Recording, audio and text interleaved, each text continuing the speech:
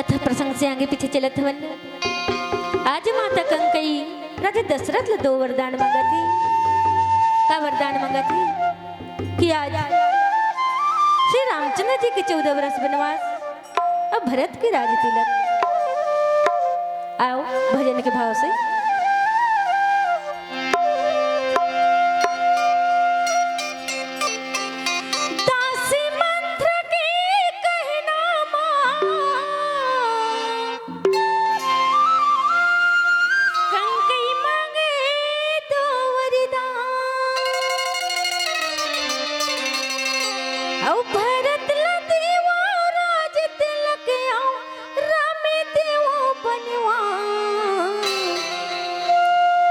बनवासी करा तोरे बिना मन है उदास, रघुराई करा तोरे बिना मन है उदास। दासी मंत्र के कहना कंकई मांगे 2 वरदान, भरत ला देवा राज तिलक और में देवा बनवास, बनवासी करा तोरे बिना मन है उदास, रघुराई करा तोरे बिना मन है उदास, बनवासी करा तोरे बिना मन है उदास, रघुराई करा तोरे बिना मन है उदास।